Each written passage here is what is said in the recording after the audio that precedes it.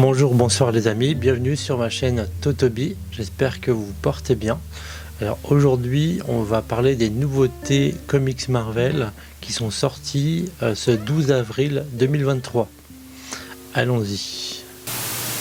Commençons d'abord par les Guerres secrètes, en collection Must Have, sortie en 1984. Donc ce gros crossover était une opportunité commerciale à l'époque pour sortir une collection de figurines un peu l'image de DC Comics et d'autres concurrents comme He-Man etc. Et donc là ici c'était l'occasion de créer un événement où tous les héros, tous les vilains étaient réunis au même endroit pour une grosse castagne. Et c'était vraiment le premier crossover énorme.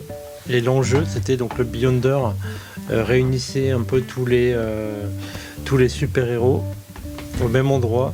Et l'enjeu, c'était ceux qui réussissaient à vaincre se voyaient octroyer tout leur désir. Donc, c'était vraiment annoncé comme un premier gros crossover, mais on avait quand même quelques temps avant, 2 ans avant, le Contest of Champions, un peu dans le même format où des super-héros étaient contraints de s'affronter. Mais là ici c'était un enjeu marketing beaucoup plus fort. Donc c'était vraiment un gros event qui avait été proposé. En plus, à l'occasion de ce crossover, on avait l'occasion de voir apparaître la première combinaison noire de Spider-Man qui allait donner en fait vie bientôt à Venom, tout simplement. Donc là, pour les amateurs d'historique Marvel, donc là on est vraiment sur un tournant important de l'univers Marvel. Contest of Champions est un peu plus anecdotique, bien que très agréable et très sympa à lire. Même visuellement parlant, on est sur du John Romita Jr., donc c'est vraiment très beau. Et ensuite sur les Guerres secrètes, là pareil, visuellement on est sur un très bel effet. Donc, je prends une page au pif. Hop. Donc là par exemple, voilà. Donc très beaux effets pour l'époque, on est quand même au milieu des années 80. Ça me donne vraiment envie de m'y mettre. Donc là c'est cette semaine en must have, donc en format pas trop cher, 25 €. Donc là si vous l'avez pas déjà, faut y aller. Ensuite on a toujours en collection must have le Massacreur de Dieu, Thor. Donc là on vient un peu dans l'actualité par rapport au cinéma. Donc on a eu dernièrement le film Thor Love and Thunder où Thor affrontait Gore le Boucher. Donc là ici malheureusement Gore le Boucher dans le film était un petit peu gâché visuellement, bon, même si l'acteur était excellent dans le rôle, mais rien à voir avec l'esthétisme donné en fait au personnage dans les comics. Donc là on est dans cette histoire de Jason Aaron, donc cet excellent run de Jason Aaron sur Thor. On arrive à 3 périodes de sa vie, quand il est jeune, fougueux, qui aime se bagarrer, vivre de débauche, à son époque où il affronte où il est aux côtés des Avengers, tout simplement. Et la dernière époque où il est le père de tout, il devient le père de tout, et il vit même à la fin de tout, exactement, où tous les dieux sont morts à part lui, et il vit avec ses 3 petites filles qui sont incroyables guerrières. Et à ces 3 époques-là, il va affronter à chaque fois Gore le Boucher. Donc un excellent run, assez oppressant, parce que là on est vraiment face à un Gore très oppressant. Et honnêtement, franchement, faut pas se laisser gâcher par le film Love and Thunder, qui est très sympa au passage, il est amusant, mais faut pas se laisser gâcher par ce film. Voilà, on a des visuels excellents qui vont rappeler certains passages du film. Voilà. Donc si vous avez un peu aimé cet aspect affrontement entre Thor et Gorr le Boucher, il faut aller sur ce must-have. On a l'essentiel du run de Jason Aaron. Après, on a toujours la possibilité de se diriger vers l'omnibus, où là, on a tout le run complet de Jason Aaron, si vraiment vous êtes fan. Donc, franchement, ça vaut le détour. Vous pouvez y aller. Moi, j'ai tous les 100% sur ce run. Je les avais pris dès le départ. Moi j'ai adoré ce passage-là. Dans un autre registre, on a le collector Marvel Visionaries Jack Kirby, désolé de l'accent. C'est un collector en 999 exemplaires, 999 pour les bilingues. Là ici on est sur une anthologie des œuvres de Kirby, de Jack Kirby, qui est un des pères fondateurs de la maison Marvel. Donc c'est avec son style pop art en termes d'illustration. Donc là on va retrouver une anthologie avec du Captain Marvel, Hulk, Silver Surfer, et les Inhumains, les Fantastic Four, Thor, voilà, tout ce qui est l'essentiel de son travail. Donc là on est sur un bel ouvrage avec du papier de qualité. On est quand même sur un tarif de 50 €. Donc là il faut vraiment être fan pour lâcher le ticket. Moi j'irai pas dessus parce que je suis pas fan des anthologies, mais pour les collectionneurs ça vaut le détour. Alors maintenant on a les Fantastic Four, les nouveaux Fantastiques en format épique, donc avec soit une couverture souple ou rigide collector. Je vous laisse deviner laquelle j'ai pris. Donc avec une couverture wraparound comme on dit, où l'illustration continue des deux côtés.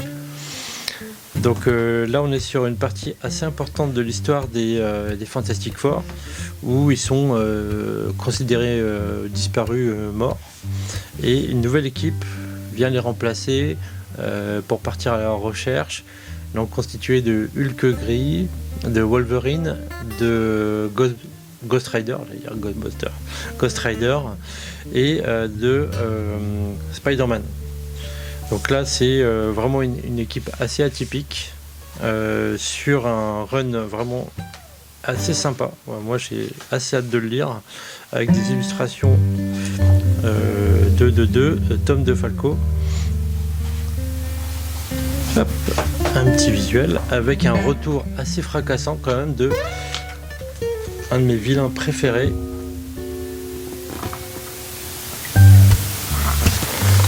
Docteur Fatalis.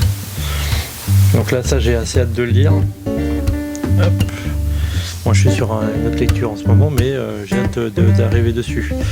Et toujours pour concerner ces nouveautés là, tant qu'à rester sur les New Fantastic Four, ils ont sorti en parallèle donc ce run là, toujours avec les mêmes personnages, hein, Hulk gris, Spider-Man, Wolverine et Ghost Rider.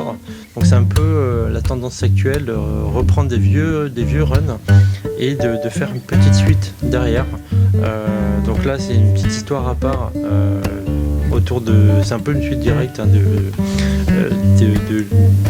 ce qu'on va retrouver dans l'épique. Donc on avait vu ça également avec les Spider-Man Symbiote, qui était une suite des guerres secrètes justement, où Spider-Man avait le costume noir. On avait également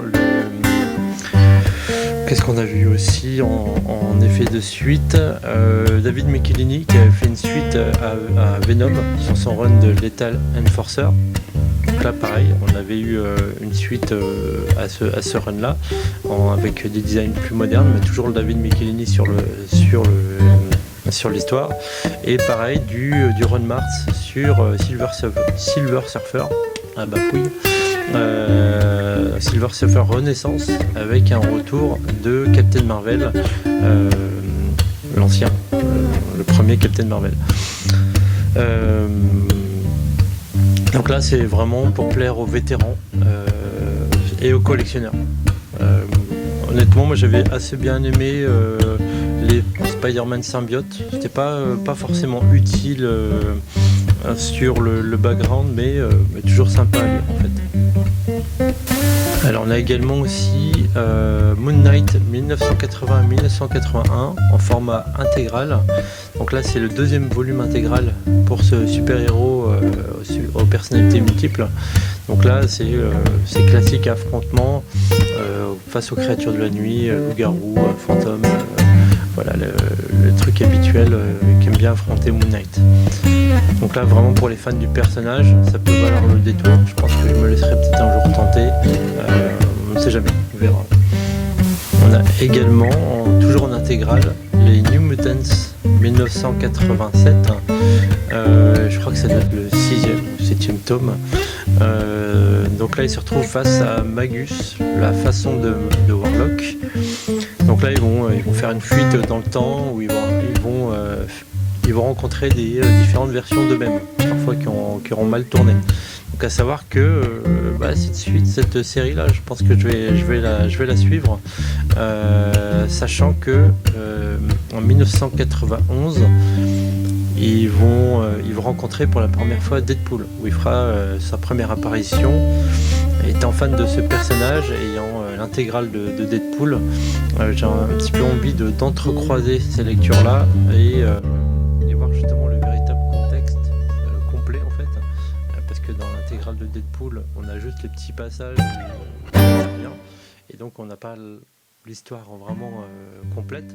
Donc là ça va me permettre un petit peu de compléter cette lecture sympa. Donc pour les fans des New Mutants, allez-y. Moi en tout cas moi j'aime bien les X-Men et les New Mutants, donc moi personnellement c'est dans ma wishlist. Alors on finit maintenant par le gros poisson, pour ceux qui aiment bien lire et faire de la muscu en même temps.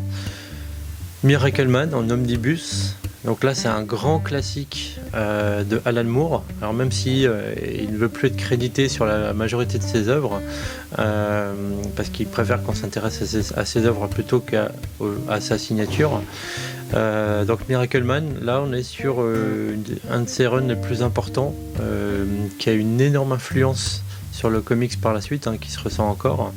Donc pour les fanats d'ambiance à la Watchmen ou V pour Vendetta, pour ceux qui aiment bien le travail d'Alan Moore, ça peut valoir le détour. Alors il n'y a pas d'incident sur l'univers Marvel, on est sur un univers bien spécifique de Miracle Man. Je pense que je me laisserai tenter un jour pour le plaisir parce que j'aime bien Alan Moore, donc je pense que je vais me faire avoir par l'effet signature. Voilà, tant pis Alan Moore. Je me suis fait avoir. Donc voilà, pour les fans de son style, vous pouvez y aller les yeux fermés, et puis en plus ça va vous faire des bras musclés. Voilà, on a fait le tour des nouveautés comics Marvel de cette semaine. Donc je vous retrouverai la semaine prochaine pour les prochaines news. Donc si vous avez aimé cette vidéo, n'hésitez pas à vous abonner, ça va beaucoup m'aider dans mon travail. Également un petit pouce sur la vidéo, parce qu'ailleurs ça peut faire mal. Et à la prochaine, ciao.